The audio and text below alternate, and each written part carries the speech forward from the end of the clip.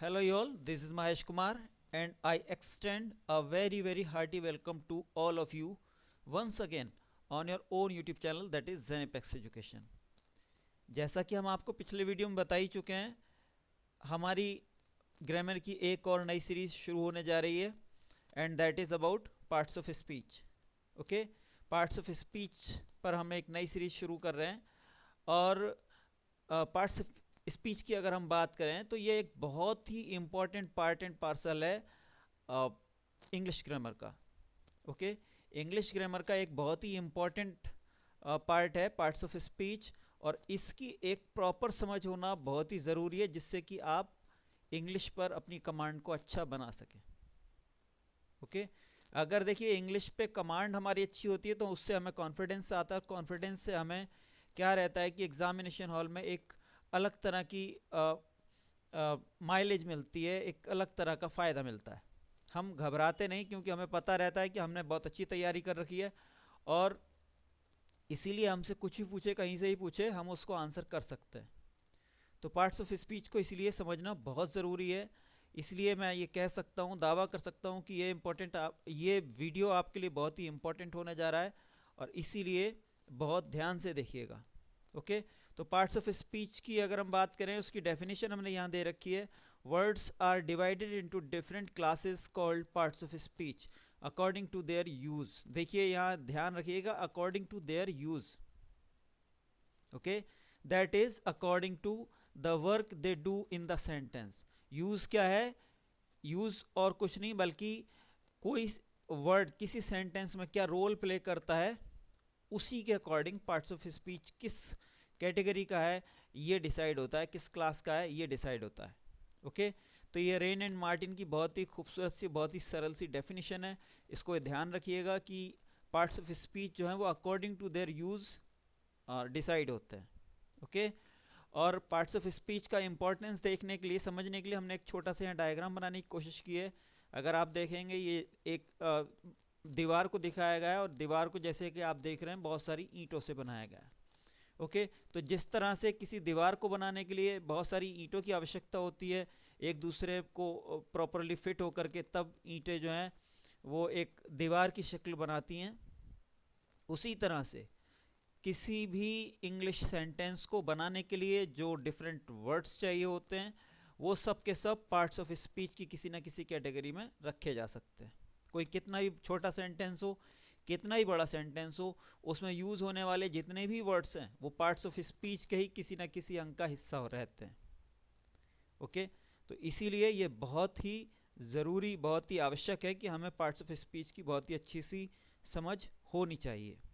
Okay, parts of speech की अगर हम बात करें तो एक ही वर्ड, अगर जैसे आप देखेंगे डिफरेंट डिफरेंट वर्ड्स रहते हैं तो एक ही word different different parts of speech के तौर पे इस्तेमाल किया जा सकता है।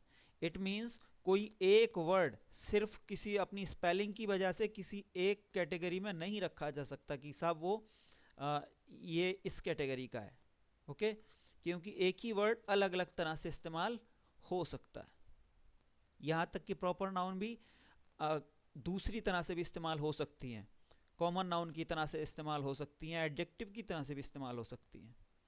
ओके, तो यही हमने देखने की कोशिश की है अगले 2 सेंटेंसेस में, अगले 6 सेंटेंसेस में रादर। ओके, हमने यहाँ 2 वर्ड्स को देखा है और 2 वर्ड्स आप देखेंगे कि अलग अलग सेंटेंस में अलग अलग पार्ट्स ऑफ स्पीच का रोल प्ले कर रहे हैं। ओके, अलग अलग सेंटेंस में पार्ट्स ऑफ स्पीच अलग अलग हैं without making any changes in their spellings. Okay, कोई हम उनकी स्पेलिंग्स में इंटरनल चेंज नहीं कर रहे, फिर भी according to their placing, according to their role, वो उनका जो पार्ट्स ऑफ स्पीच है वो चेंज हो रहा है। जैसे फर्स्ट वर्ड लिया है हमने अबाउट। ओके, अबाउट, अगर फर्स्ट सेंटेंस देखेंगे इसमें don't let things lying about here and there, इसमें अबाउट जो है वो लाइंग को क्वालिफाई कर रहा है, उसकी विशेषता बता रहा है। ओके, और इसीलिए लाइंग, जबकि क्या है, लाइंग है वर्ब। ओके, तो वर्ब को क्वालिफाई कर रहा है अबाउट, इसलिए ये हो जाएगा एडवर्ब। ओके, इसलिए यहाँ पे अबाउट जो है वो एडवर्ब की तरह से इस्तेमाल किया गया है। नेक्स्ट सेंटेंस देखिए, the letter was about the water logging in the colony. Letter जो था वो कॉलोनी में वाटर लॉगिंग के विषय पर लिखा गया था। ओके, तो यहाँ अबाउट जो है वो रिलेशन बता रहा है लेटर और वाटर लॉगिंग का, इसलिए दो नाउन का रिलेशन बता रहा है, इसलिए अबाउट जो है वो यहाँ पे प्रीपोजिशन है। Okay, preposition. तो आपने देखा कि एक ही वर्ड, कोई हमने उसमें चेंजेस भी नहीं कर रहे, अबाउट है दोनों में, लेकिन एक ही वर्ड एक जगह एडवर्ब का काम कर रहा है, दूसरी जगह प्रीपोजिशन का। Next word is after. She reached soon after. Okay, यहाँ पे रीच्ड को क्वालिफाई कर रहा है आफ्टर, इसीलिए यहाँ पर एडवर्ब जो है आफ्टर जो है वो एडवर्ब की तरह से काम कर रहा है। ओके, इसीलिए यहाँ पे जो वर्ड है आफ्टर वो एडवर्ब की तरह से काम कर रहा है। नेक्स्ट देखिए, the police is after the robbers. The police is after the robbers. Police और रॉबर्स के बीच में क्या रिलेशन है उसको बता रहा है आफ्टर, कि पुलिस चोरों के पीछे है, तो यहाँ पे इसीलिए प्रीपोजिशन है। ओके, दो नाउन के बीच में विशेषता बता रहा है। After ages shall sing his glory. After ages, after qualify कर रहा है एजेस को, एजेस एक नाउन है, नाउन को क्वालिफाई कर रहा है आफ्टर। ओके, तो नाउन को कोई वर्ड अगर क्वालिफाई करेगा तो वो हो जाएगा एडजेक्टिव, तो इसीलिए यहाँ पे आफ्टर जो है वो एडजेक्टिव है। नेक्स्ट वन देखिए, she reached the school after the morning assembly had been over. यहाँ आफ्टर वर्ड दो सेंटेंसेस को जोड़ने का काम कर रहा है। She reached the school, the morning assembly had been over. Okay, she reached the school और the morning assembly had been over को जोड़ दिया कंजंक्शन ने, आफ्टर ने, इसलिए यहाँ पे जो वर्ड है ये आफ्टर, ये एक कंजंक्शन की तरह से काम कर रहा है। तो आपने देखा कि जो वर्ड्स हैं उनके यूज के बेस पे उनका पार्ट्स ऑफ स्पीच चेंज होता रहता है। ओके, वो किस पार्ट्स ऑफ स्पीच के जैसे काम कर रहे हैं ये डिपेंड करता है कि उनका किस तरह से इस्तेमाल किया गया है सेंटेंस में, उनका कॉन्टेक्स्ट क्या है, रेफरेंस क्या है, क्या रोल प्ले कर रहे हैं सेंटेंस में। ओके, तो इस तरह से एक ही वर्ड जैसे कि आपने देखा डिफरेंट पार्ट्स ऑफ स्पीच की तरह से काम कर सकता है। चलिए आगे देखते हैं। Total 8 types of parts of speech. Total जो पार्ट्स ऑफ स्पीच होते हैं वो 8 टाइप्स के रहते हैं।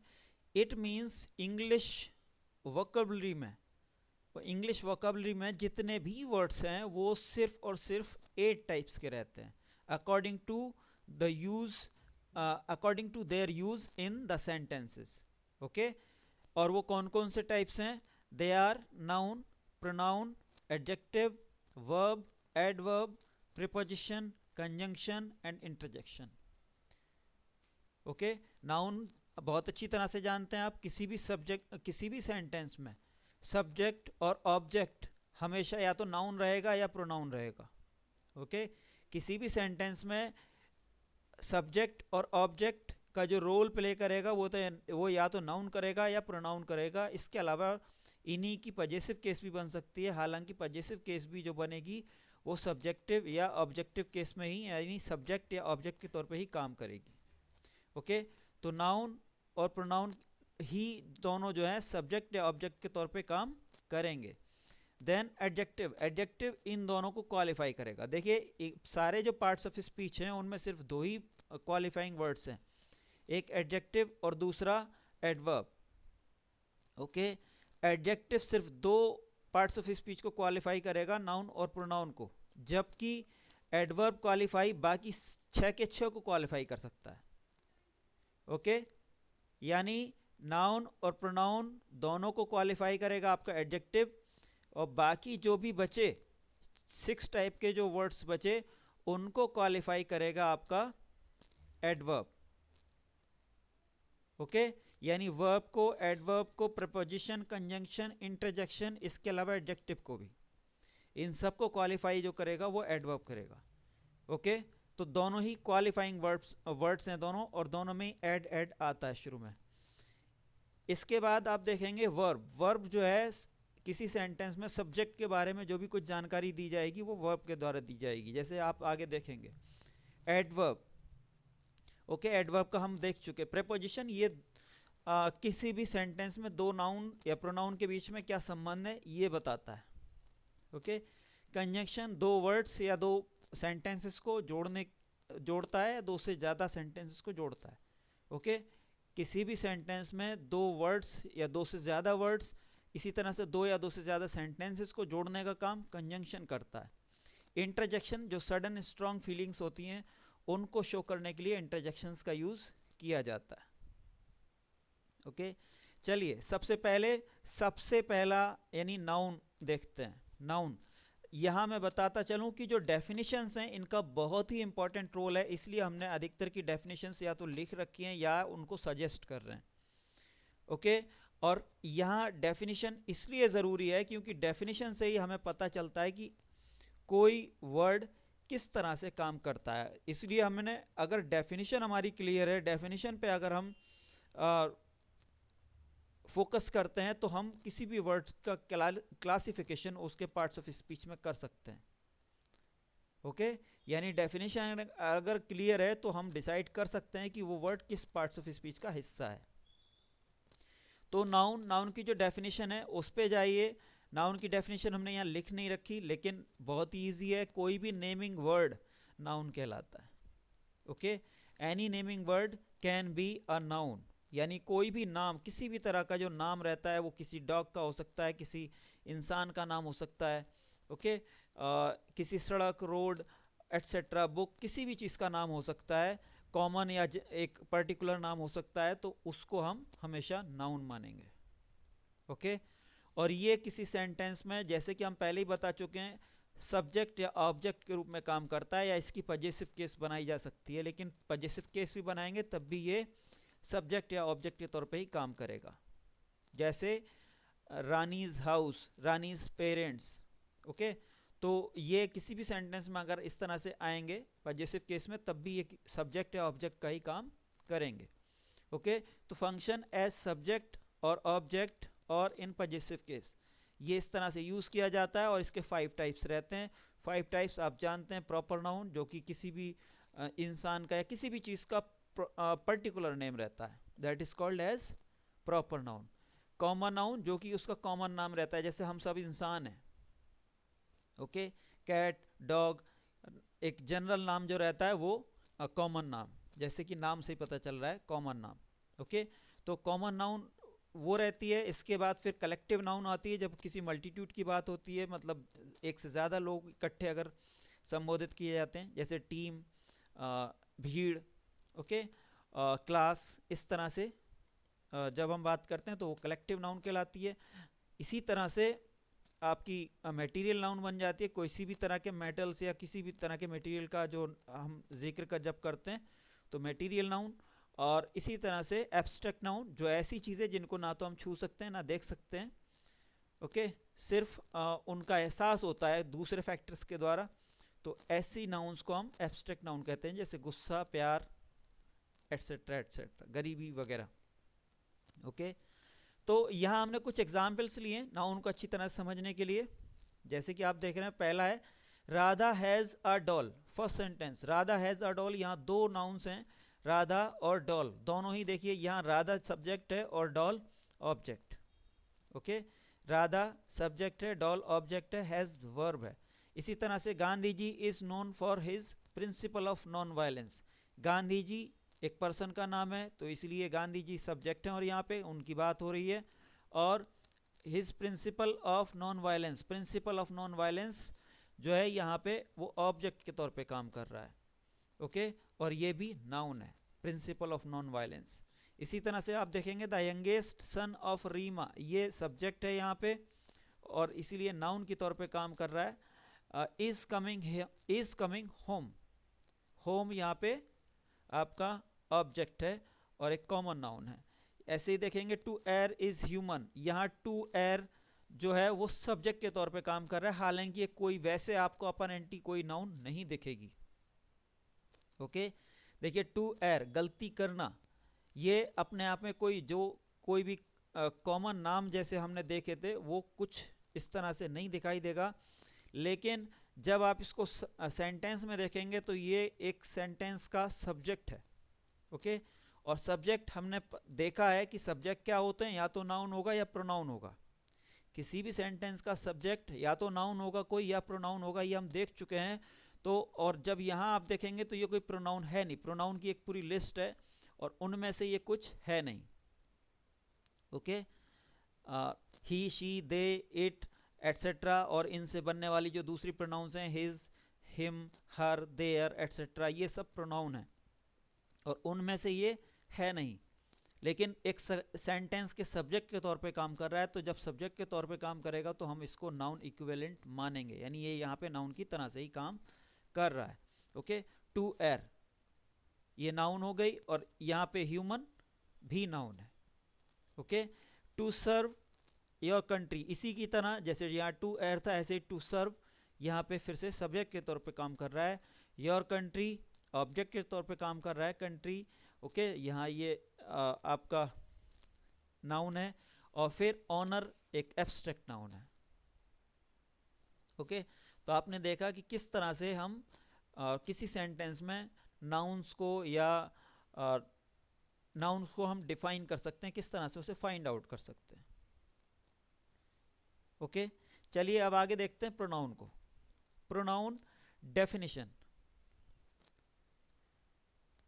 A word used instead of a noun is called a pronoun। JC Nesfield बहुत ही फेमस इंग्लिश के ग्रामेरियन हैं और इन्होंने ये डेफिनेशन दी थी कि कोई भी ऐसा वर्ड जो किसी नाउन की जगह पे यूज होता है, okay, a word used instead of a noun is called a pronoun। यहाँ पे हमने आगे का छोड़ दिया है, लीव कर दिया आगे का। अ word used instead of a noun, skip कर दिया आगे का पार्ट, लेकिन आपको वैसे ही मैं पढ़ के बता रहा हूँ। तो जेसी नेस्फील्ड ने ये डेफिनेशन दी है। ओके, और इसके अगर हम फंक्शन की बात करें तो ये किसी सेंटेंस में नाउन की तरह से, जैसे हम कह रहे हैं कि जैसे डेफिनेशन बता रही है कि अ word used instead of a noun, ऐसा कोई भी वर्ड जो किसी नाउन की जगह पर इस्तेमाल किया जाए वो प्रोनाउन है। ओके, तो जाहिर सी बात है कि प्रोनाउन सभी नाउन की तरह से काम करेगा। ओके, तो फंक्शन क्या रहेगा सेंटेंस में, जैसे जैसे नाउन का यूज हो रहा था वैसे ही इसका यूज हो सकता है, यानी सब्जेक्ट और ऑब्जेक्ट की तरह से इसका यूज हो सकता है। इसी तरह से इसका पजेसिव केस भी बनाया जा सकता है। ओके, जैसे उसका पजेसिव केस था वैसे ही इसका पजेसिव बनेगा। ओके, इसके अलावा इसका एक और यूज रहता है और वह है डिटरमिनर्स की तरह से। डिटरमिनर्स एक तरह से एडजेक्टिव्स ही होते हैं, बस थोड़ा सा उनसे अंतर रहता है। और अंतर क्या रहता है वो आप देखिए, ये किसी भी नाउन से जस्ट पहले आकर के उसके बारे में कुछ ना कुछ स्पेशल जानकारी देते हैं। ओके, जैसे देखिए my pen, her relatives, your ball, my pen, her relatives, your ball. तो इस तरह से जो भी बाद में नाउन आ रही है उसके बारे में कुछ ना कुछ स्पेशल जानकारी दे रहे हैं। किसका पेन, मेरा पेन, हर रिलेटिव्स, उसके रिश्तेदार, योर बॉल, तुम्हारी बॉल। ओके, तो इसलिए ये डिटरमिनर्स कहलाते हैं ये words. My, her, your adjectives की तरह से भी प्रोनाउन का यूज होता है। ओके, अगर हम बात करें आगे इसकी तो कोई भी प्रोनाउन उसके 3 पर्सन्स होते हैं, first person, third, second person और थर्ड पर्सन। ओके, किसी भी प्रोनाउन के 3 पर्सन्स रहते हैं, फर्स्ट पर्सन, सेकंड पर्सन और थर्ड पर्सन। अगर फर्स्ट पर्सन की बात करें तो फर्स्ट पर्सन में जो रहता है वो फर्स्ट पर्सन हमेशा स्पीकर की तरह से काम करता है। ओके, फर्स्ट पर्सन स्पीकर की तरह से काम करता है और आई और वी हमेशा फर्स्ट पर्सन रहते हैं। ओके, आई और वी फर्स्ट पर्सन रहते हैं। इसी तरह से अगर हम देखें सेकंड पर्सन को तो सेकंड पर्सन लिसनर रहता है, या जिसको कोई सेंटेंस में जो कुछ कहा जा रहा है उसको एड्रेस किया जाता है। ओके, तो सेकंड पर्सन को एड्रेस किया जाता है और वो जो रहता है एक ही प्रोनाउन रहती है, वो है यू। जहां फर्स्ट पर्सन में सिर्फ 2 प्रोनाउन थी, आई और वी, वहीं सेकंड पर्सन में सिर्फ एक प्रोनाउन रहती है and that is you. Third person की अगर हम बात करें तो थर्ड पर्सन में कई सारी प्रोनाउन यूज की जा सकती हैं, जैसे कि he, she, they, it, etcetera. Okay, और थर्ड पर्सन में थर्ड पर्सन वो रहता है जिसके बारे में बात की जाती है कई बार। ओके, स्पीकर, देखिए जो खुद बोल रहा है वो स्पीकर होगा, जो सुन रहा है जिसको डायरेक्ट बात की जा रही है वो यू होगा, और जिसके बारे में अगर बात की जा रही है, किसी मान लीजिए थर्ड पर्सन के बारे में बात की जा रही है, तो वो थर्ड पर्सन होगा, और टॉक्ड अबाउट यानी इसके बारे में बात की जाएगी। ओके, इसी तरह से इसके थ्री केसेस रहते हैं। थ्री केसेस यानी किस किस तरह से इसको यूज़ किया जाता है, तो सब्जेक्ट के तौर पे यूज़ किया जाता है, ऑब्जेक्ट के तौर पे यूज़ किया जाता है, और पजेसिव के तौर पे यूज़ किया जाता है। Okay, a pronoun can be used as a subject, as an object, और इन अ पजेसिव केस। इसी तरह से प्रोनाउन के 10 टाइप्स रहते हैं। ओके, प्रोनाउन जो है वो 10 टाइप्स की रहती है। ये हम यहाँ डिटेल में स्टडी नहीं करने वाले, क्योंकि यहाँ इसका आपका कोई ऐसा रोल नहीं है। बस हमें ये देखना था, स्पेशली यहाँ हम पार्ट्स ऑफ स्पीच की स्टडी कर रहे हैं, तो पार्ट्स ऑफ स्पीच के तौर पे प्रोनाउन क्या है, क्या उसका रोल रहता है, that was our concern, that is our concern, and we have quite highlighted that. Okay, हमने उस पर काफ़ी प्रकाश डाल चुके हैं।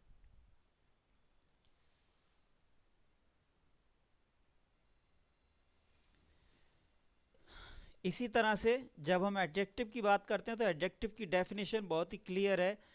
N adjective is a word used for qualifying और adding something to the meaning of a noun और pronoun. Okay, an adjective is a word used for qualifying और adding something to the meaning of a noun और pronoun. ये जो words होते हैं यही आपके एडजेक्टिव्स कहलाते हैं। ये डेफिनेशन भी जेसी नेस्फील्ड के द्वारा दी गई है। ओके, यानी कोई भी ऐसा वर्ड जो किसी नाउन या प्रोनाउन के बारे में कुछ एक्स्ट्रा जानकारी देता है, उसकी कोई खूबी बताए, कोई कमी बताए, या उसके बारे में कुछ भी कहे, उसके बारे में कुछ भी एक्स्ट्रा इंफॉर्मेशन दे, okay, that word should be considered as an adjective. किसी भी सेंटेंस में किसी भी नाउन या प्रोनाउन को क्वालिफाई करने वाला, उसके बारे में कुछ एक्स्ट्रा इंफॉर्मेशन देने वाला वर्ड हमेशा एज एन एडजेक्टिव कंसीडर किया जाएगा। Okay, should be placed nearest to the object. वैसे तो इसके बारे में ये रूल है कि इसको ऑब्जेक्ट यानी जिसको भी ये क्वालिफाई कर रहा है उसके पास से पास में रखना चाहिए। जैसे कि हमने यहाँ कुछ दे रखे हैं वर्ड्स, देखिए, red car, big house, deep sleep. Okay, तो इस तरह से ये एडजेक्टिव्स रहते हैं। ओके, देखिए, और इनको हम दो तरह से, किसी भी एडजेक्टिव को हम दो तरह से यूज कर सकते हैं, एक तो एट्रीब्यूटिवली और दूसरा predicatively. Okay, first is attributive and second is predicative. तो दो तरह से हम इनको यूज कर सकते हैं। अगर हम एट्रीब्यूटिव वे में यूज करते हैं तो इसका मतलब यह है कि वो जो वर्ड है, जो क्वालिफाइंग वर्ड है यानी एडजेक्टिव, जिस वर्ड को क्वालिफाई कर रहा है उससे पहले आएगा। ओके, यानी क्वालिफाई होने वाले नाउन या प्रोनाउन से जस्ट पहले अगर आता है एडजेक्टिव तो वो एट्रीब्यूटिव एडजेक्टिव कहलाएगा। जैसे कि इस सेंटेंस में देखिए, Sameer is riding a new bicycle. यहाँ न्यू बाईसाइकिल से पहले आया है, इसीलिए न्यू जो है वो बाईसाइकिल के लिए एट्रीब्यूटिव एडजेक्टिव है। ओके, लेकिन जब सब्जेक्ट के बाद जिसको भी वर्ड को क्वालिफाई कर रहा है, अगर उसके बाद आता है वर्ड, क्वालिफाइंग वर्ड यानी एडजेक्टिव, तो वो प्रेडिकेटिव कहलाता है। जैसे the house is very clean, यहाँ क्लीन बता रहा है हाउस के बारे में। ओके, क्लीन बता रहा है हाउस के बारे में, लेकिन उसके बाद में आया है, इसीलिए ये प्रेडिकेटिव केस होगा। नेक्स्ट देखिए, शी सीम्स अफ्रेड, वह डरी हुई लग रही है। शी सीम्स अफ्रेड, अफ्रेड बता रहा है शी को। ओके, कि शी अफ्रेड, वह डरी हुई है, शी डरी हुई है। ओके, तो अफ्रेड बता रहा है, जबकि अफ्रेड शी से बाद में आया, इसलिए यहां भी ये प्रेडिकेटिव रहेगा। ओके, और अगर हम टोटल देखें तो टोटल एडजेक्टिव्स 8 टाइप्स के रहते हैं। Total adjectives are of 8 types. जैसे कि नंबर बता सकते हैं, क्वालिटी बता सकते हैं, क्वांटिटी बता सकते हैं। इस तरह से जब हम देखते हैं तो कुल 8 टाइप्स के एडजेक्टिव्स रहते हैं। ओके, तो be clear of that. Whenever a word is used to qualify or to give extra information about a noun or pronoun, it is considered as an adjective. Okay और adjective दो तरह से use किया जा सकता है, attributive वे में और प्रेडिकेटिव वे में. अगर एडजेक्टिव क्वालिफाइंग जिस वर्ड को क्वालिफाई कर रहा है अगर उससे पहले आता है तो वो एट्रीब्यूटिव कहलाएगा, और अगर उसके बाद आता है तो predicative. Okay, now move on to verb. Okay, next is verb. Verb की डेफिनेशन देखिए पहले. A verb is a word that tells us anything about the subject. Verb एक ऐसा वर्ड रहता है किसी भी सेंटेंस में जो हमें सेंटेंस में सब्जेक्ट के बारे में कोई जानकारी देता है, कुछ भी बताएगा सब्जेक्ट के बारे में, वो हमारे लिए वर्ब कहलाएगा. ओके, जैसे कि she is going to Rampur. Going to Rampur है ना, शी के बारे में बता रहा है कि वो जा रही है रामपुर को. शी ईट्स गुड फूड, वह खाती है. ईट्स वर्ब है और ईट्स बता रही है कि वह खाती है, लेकिन कैसा फूड खाती है? Good food. ओके, तो इस तरह से वर्ब एक ऐसा वर्ड है किसी भी सेंटेंस में जो सब्जेक्ट के बारे में हमें इंफॉर्मेशन देता है. A verb is a word that tells us anything about the subject. और अगर हम देखें तो इसकी मेजर कैटेगरीज 3 हैं, बी, हैव और डू. बी में is, are, am, was, were etcetera आती हैं. ओके, बी फॉर्म जो है वर्ब की उसमें is, are, am, was, were etcetera आती हैं. अगर ये is, are, am, was, were ये मेन वर्ब के तौर पे भी यूज की जा सकती हैं और हेल्पिंग वर्ब के तौर पे भी. जब ये मेन वर्ब के तौर पे यूज की जाती हैं तो ये बी की फॉर्म में रहती हैं, यानी कुछ है ऐसी जानकारी ये देती हैं, है या था. ओके, जैसे she is a girl, they are good players, I am a student of class 9 etcetera etcetera. Okay, basically ये स्टेट वर्ब्स हैं. जब मेन वर्ब के तौर पे इस्तेमाल की जाएंगी तो ये स्टेट वर्ब्स होंगी. Okay, it means there is no action in them, no action is denoted by them. is, are, am, was, were या have वाले भी जब मेन वर्ब के तौर पे यूज किया जाता है, has, have, had, तो वो भी इसी तरह से do, did, done या see, believe, think एटसेट्रा ये सारी की सारी स्टेट वर्ब्स हैं, because there is no action in them. Okay, हालांकि जब हेल्पिंग वर्ब के तौर पे इस्तेमाल की जाती हैं तो यहाँ एक्शन हो जाता है, जैसे आई एम प्लेइंग हॉकी.